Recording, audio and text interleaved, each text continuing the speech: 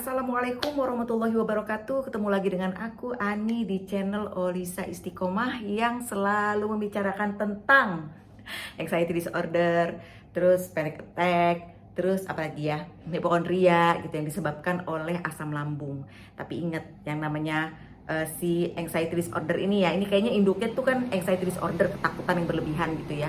Jadi dia bukannya menyerang orang-orang yang lambung aja, tapi kebanyakan orang-orang yang memang biasanya tuh yang ada traumanya gitu ya. Terus ada apanya lagi ya, orang-orang yang biasanya tuh cenderung perfeksionis, yang kayak gitu-gitu tuh sering tuh diserang tuh sama anxiety disorder. Karena kenapa?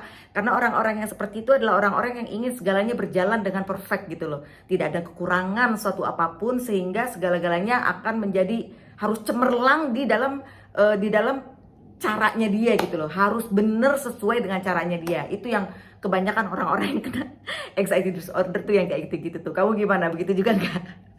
Oke guys, tetap di channel ini kita akan jadi gini, di di kolom komentar ada yang bertanya apa sih perbedaannya antara depresi, anxiety disorder dan juga psikosomatis. Ada yang bertanya tentang itu gitu loh. Jadi di video kali ini aku akan membicarakan dan mengupas tentang itu sesuai dengan pengalaman aku ya. Buat kamu yang suka dengan channel ini silahkan di subscribe. Buat kamu kucing.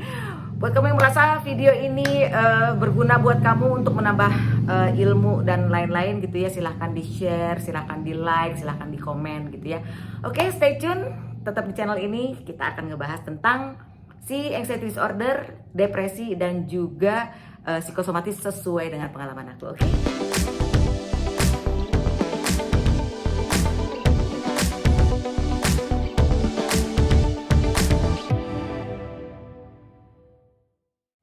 Jadi guys, depresi itu adalah suatu kondisi ya yang berhubungan dengan peningkatan dan penurunan suasana hati seseorang. Jadi ini adalah kondisi kesehatan mental yang ditandai dengan penurunan kualitas suasana hati gitu ya, karena kita mungkin mendapatkan tekanan terus menerus gitu.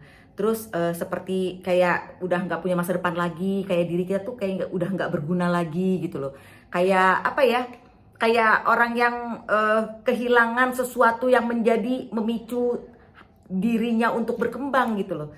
Jadi dia udah kehilangan keinginan untuk melakukan aktivitas sehari-hari, juga udah males gitu loh kayaknya. Jadi udah bener-bener nggak punya selera untuk hidup gitu loh. Makanya orang-orang yang depresi ini cenderung menjadi bunuh diri gitu loh, orang-orang depresi ini. Dan ini kamu jangan berpikir bahwa misalnya kamu baru merasakan tekanan terus nggak enak hati sehari dua hari terus kamu merasa diri kamu depresi. Enggak ya, itu ditandai dengan penurunan suasana hati yang kamu merasa tertekan terus kamu merasa kayaknya hidup gue udah gak berguna lagi, kayaknya gue udah nggak ada gunanya lagi gitu hidupnya. Jadi cenderung dia udah merasa ya buat apa, gue udah nggak punya masa depan lagi, masa depan gue suram apa segala macam, misalnya seperti itu gitu ya. Atau ada juga nih contoh-contoh ya. Aku pernah kan dengar kalau nggak salah tahun berapa gitu ya, ada orang yang bunuh diri gitu kan.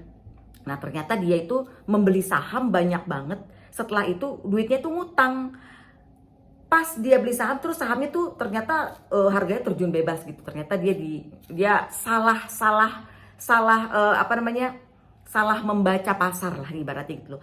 Akhirnya dia merasa bahwa utangnya dia udah terlalu banyak, ini nggak mungkin bisa ditebus atau segala macam ya. Dia merasa aduh putus asa dan nggak tahu mau ngapain lagi, akhirnya dia bunuh diri. Nah itu contohnya gitu loh. Atau ada orang yang merasa misalnya nih, jangan diikutin ya, orang putus cinta misalnya terus merasa aduh gue nggak mungkin lagi lah ketemu orang kayak dia, atau gue merasa dia itulah satu-satunya, nggak ada lagi, pokoknya gitu deh, nggak ada masa depan lagi kalau nggak sama dia. Nah orang cenderung merasa bahwa hidupnya sudah tidak berkualitas lagi. Tapi kalau cuma sehari dua hari dan kamu bisa naik lagi, ya itu namanya kamu bukan depresi gitu loh. Itu namanya ya cuma sekedar nggak enak hati aja, dan itu biasa aja. Semua manusia juga punya perasaan seperti itu. Tapi kalau itu terus menerus dan kamu terus menerus menikmati ketidakbergunaannya itu gitu loh, terus kamu semakin dalam gitu loh, akhirnya kan cenderung pengen bunuh diri ya, buat apa lagi hidup. Nah itu tuh orang depresi tuh gitu ya. Itu orang depresi, dia tidak takut untuk bunuh diri, dia tidak takut untuk menyakiti dirinya sendiri. Karena kenapa? Karena dia merasa udah dirinya udah nggak berguna lagi. Itu depresi ya. Setelah ini kita akan mengupas tentang anxiety. Itu tadi depresi, bukan anxiety, beda. Oke. Nah sekarang kita akan mengupas tentang anxiety disorder. Oke, depresi aku sih belum pernah ya. Alhamdulillah aku belum pernah merasa diri hidup aku tuh kayak nggak berguna lagi. Insya Allah aku nggak akan pernah merasa seperti itu. Jadi aku kalau depresi tuh memang baca-baca, belajar-belajar. Karena waktu itu aku bingung, aku sebenarnya apa sih depresi, apa anxiety gitu kan, gitu loh. Kebetulan ada pertanyaan seperti itu, jadi aku juga mau ngupas. Nah kalau anxiety disorder ini, alhamdulillah aku kayak agak expert gitu ya. Gitu. Jadi kalau anxiety disorder dimulai dari kata anxiety-nya ya. Anxiety itu adalah cemas. Cemas, beda sama depresi. Depresi tadi bukannya cemas, dia merasa dirinya sudah tidak berguna gitu loh. Nah kalau anxiety itu adalah cemas. Cemas ini biasa terjadi sama semua orang. Sama bayi aja cemas, bayi aja bisa cemas tanpa kita sadar waktu kita bayi ya. Dia nangis kan karena dia mungkin butuh ini butuh itu gitu kan, kok nggak dapat apa segala macam gitu kan ya. Nah jadi anxiety itu adalah sifat dasar manusia yang tidak bisa dipisahkan dari kehidupan sehari-hari. Itu tidak bisa gitu loh. Jadi makanya aku bilang orang yang nggak punya anxiety lagi, orang yang nggak punya cemas lagi berarti dia maaf ODGJ gitu kan. Sedangkan kita kan masih banyak kecemasan kita.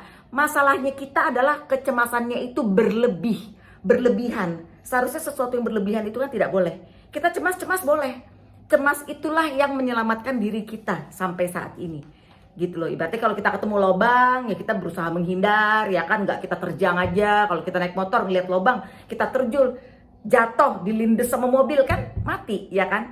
Jadi yang membuat kita bisa ada lubang terus kita menghindar itu adalah rasa kecemasan kita. Jadi itu adalah biasa, itu hal yang sangat biasa dan itu melekat kepada diri manusia dan itu yang menyelamatkan manusia. Jadi itu biasa ya, cemas, ingat tuh. Yang bermasalah dari kita adalah disorder berlebihan. Contohnya apa? Misalnya nih, contohnya disorder berlebihan ya. Kamu mau keluar rumah, aduh jangan-jangan nanti gue ditabrak motor. Aduh jangan-jangan nanti gue kalau keluar rumah gue pingsan. Atau jangan-jangan nanti kalau gue pingsan nanti siapa yang apa namanya nolongin gue. Aduh terus, nah itu kayak itu namanya anxiety disorder. Hal-hal yang belum terjadi sama kamu udah takut gitu loh. Dan itu oke deh, sama sih cemas ya, hal-hal yang belum terjadi sama kita takut. Tapi maksudnya gini loh, anxiety disorder itu kebanyakan dikait-kaitkan dengan kematian dan kayak pingsan, kematian atau penyakit berat. Itu makanya dibilang anxiety disorder. Tapi kalau cemas-cemas biasa doang, cuma sekedar mau nyebrang jalan, lihat kiri kanan supaya nggak tabrak, itu mah biasa. Biasa, semua orang juga seperti itu. Anak kecil juga begitu. Kita ajarin, kamu kalau nyebrang lihat kiri kanan gitu kan, ibaratnya kan. Nah, kalau anxiety disorder ini dia berlebihannya dalam hal dikait-kaitkan dengan penyakit berat, dikaitkan dengan kematian dan dikaitkan dengan ya itu kayak pingsan apa segala macam kayak gitu loh. Misalnya kita kadang sesuatu yang enak aja kita kaitkan dengan kematian. Misalnya apa? Aduh nih malam indah banget ya. Waduh bintang keren banget. Aduh jangan-jangan nih malam terakhir kok indah banget sih. Jangan-jangan ini malam terakhir di hidup gue misalnya gitu ya kan. Terus misalnya kalau kita pada saat kita lagi bertahap gitu kan gitu ya kan. Kadang-kadang kita berpikir gini, jangan-jangan bakalan ada angin duduk apa segala macam gitu, astagfirullahaladzim gitu ya, astagfirullahaladzim. Ada juga yang berpikir seperti itu gitu kan, karena pernah denger kata-kata ada orang yang meninggal karena angin duduk misalnya seperti itu gitu kan. Nah itu kan jatuhnya kayak trauma ya, sebenarnya jatuhnya seperti trauma gitu. Nah itu yang namanya anxiety disorder, kecemasan yang berlebihan gitu loh. Nah kecemasan berlebihan itu biasanya juga merongrong kehidupan kita sehari-hari. Karena kenapa? Kita jadi banyak rebahan di rumah, mau berbuat ini berbuat itu takut, olahraga misalnya kok ngos-ngosan sih, kok gue ngos-ngosan ibarat gitu, padahal baru lari sebentar, padahal yang bikin kamu ngos-ngosan itu adalah si panic attack kamu gitu loh. Panic attack yang membuat kita jadi kayaknya jantung deg-degan, otomatis darah masuk ke otot sehingga kita tuh jadi kayak orang nafasnya jadi kayak orang lari gitu loh. Ya kan, jadi kayak adrenalin kita tuh naik sebenarnya. Jadi kalau kita olahraga itu kan adrenalin naik ya sebenarnya tanpa kita sadar gitu ya. Cuma setelah kita punya penyakit anxiety disorder ini, yang sebelumnya kita nggak tahu, kita jadi tahu gitu loh. Kenapa sih kok gue ngos-ngosan? Kenapa gini gitu kan? Aku cari-cari tahu ternyata itu adrenalin gitu loh. Jadi sebenarnya nggak apa-apa. Cukup kamu menenangkan pikiran kamu, menenangkan perasaan kamu sehingga adrenalin yang seharusnya nggak sebanyak itu keluar gitu loh. Orang kamu baru lari dikit atau baru jalan 100-200 meter ya seharusnya nggak seperti itu gitu kan. Nah itu dengan cara kamu berpikir positif bahwa nggak apa-apa kok, kalaupun gue pingsan pasti akan ada yang nganter gue ke rumah misalnya gitu. Atau misalnya nggak apa-apa kok, orang gue cuma jalan 100-200 meter, siapa sih orang capek? Gak ada yang capek baru jalan 100-200 meter. Ini cuma gue panik attack aja, panik attack aja. Kamu yakinin kamu dalam diri kamu bahwa ini panik, dan kamu tenangin hati kamu, tenangin diri kamu, dia akan kembali lagi. Nafasnya jadi nggak ngos-ngosan lagi gitu loh ibaratnya. Ditambah lagi kamu pakai pernapasan diafragma, pernapasan perut. Kamu bisa cari video aku yang pernapasan diafragma, kamu pelajarin, itu akan kembali menjadi normal kembali gitu ya. Jadi gitu bedanya ya. Bedanya adalah depresi dia berani cenderung ya udah, ada orang yang sampai bunuh diri dan dia nggak takut untuk bunuh diri. Sedangkan anxiety disorder kita justru takut untuk mati, takut. Jadi kemungkinan untuk bunuh diri itu insya Allah tidak ada. Oke, habis ini kita ngomongin tentang psikosomatis ya. Oke, kalau psikosomatis itu adalah gejala fisik. Gejala fisik, contohnya apa, kayak yang kita deg-degan, terus tiba-tiba keliengan, terus tiba-tiba kayak pikiran tuh kayak skip. Nah, itu gejala psikosomatis. Jadi hubungannya adalah psikis kita ya, jalan pikiran kita terus terkoneksi dengan adanya sensasi di tubuh kita gitu loh. Jadi sensasinya itu apa aja sih? Bisa jadi kayak nyeri pinggang, nyeri otot, terus nyeri dada, terus lagi kayak gampang lelah, terus ya kayak gitu-gitulah gitu loh. Namanya psikosomatis, jantung deg-degan, berdebar dan segala macem gitu ya. Nah, kalau menurut pengalaman aku juga pernah kan, suatu malam itu aku tiba-tiba merasa kok badan aku nggak enak. Ternyata kan lambung ya, ternyata setelah ke rumah sakit katanya sih lambung gitu ya. Jadi malam itu aku nggak enak, pikiran skip, terus keringat dingin apa segala macem gitu loh. Kayak pengen pingsan, terus aku berusaha untuk, aduh jangan sampai gue pingsan gitu. Karena kenapa? Karena pernah lihat orang pengen pingsan tuh disadar-sadarin jangan pingsan gitu kan. Jadi itu sudah ada tertanam di dalam pikiran kita gitu loh. Kayak gitu. Nah, terus akhirnya pergi ke rumah sakit gitu kan. Setelah sampai di rumah sakit kita agak tenang, karena kenapa? Karena ada dokter, karena kita ada perawat gitu kan. Kalau ada apa-apa kita udah ditangani oleh dokter gitu kan rasanya kan. Dan gitu pas udah di sana di tes EKG ini itu segala macam, ternyata semuanya beres-beres aja, aman-aman aja. Oh ibu misalnya asam lambung gitu ya, dikasih obat asam lambung. Oke, ternyata begitu doang, alhamdulillah misalnya gitu ya. Terus kita pulang. Setelah kita pulang, terus besoknya terjadi lagi hal yang seperti itu gitu. Terus di hati kita, karena ada gejala psikosomatis dan ada juga anxiety disorder, kita merasa gini, ya ampun kok jantung gue deg-degan lagi, aduh kok gue keringat dingin lagi, aduh kok begini, kok gue gampang kelelahan, misalnya seperti itu lagi ya terjadi gitu kan. Akhirnya kita pergi lagi tuh ke rumah sakit tuh gitu loh. Karena kenapa? Karena kita merasa, aduh nih kayaknya gue mau mati nih, kayaknya dokter yang kemarin salah nih, kayaknya. Jadi kalau kita dikasih tahu sama dokter udah kedua ketiga misalnya gitu ya, kita ke rumah sakit ya, terus dikasih tahu sama dokter bahwa kita nggak apa-apa, lama-lama kita jadi resisten gitu loh sama pernyataannya dokter. Ini dokter kayak nggak ngerti deh, gue nih sakit, gue nih udah mau mati, kok lu masih ngomong seperti itu gitu kan, masih asam lambung aja yang lu kasih tahu ke gue gitu loh, ibaratnya seperti itu kan gitu loh. Itulah yang terjadi sama orang psikosomatis. Karena kenapa? Karena si gejala psikosomatis itu, rasa psikosomatis itu masih ada di diri kamu gitu loh, yang deg-degan, yang tiba-tiba pikiran kamu skip kayak mau pingsan apa segala macem. Terus yang bermasalah lagi, yang paling parah itu adalah kita sering banget ngerasain badan kita gitu loh. Pada saat kita ngerasain badan kita, aduh kayak nyari-nyari rasa di badan kita, disitulah kita merasa bahwa diri kita tuh ada di dunia peri gitu loh. Kayak udah nggak ngejejak tanah, kayak gue ada di mana, gue ada di mana gitu loh. Kayak merasa kita itu nggak ada di bumi gitu loh.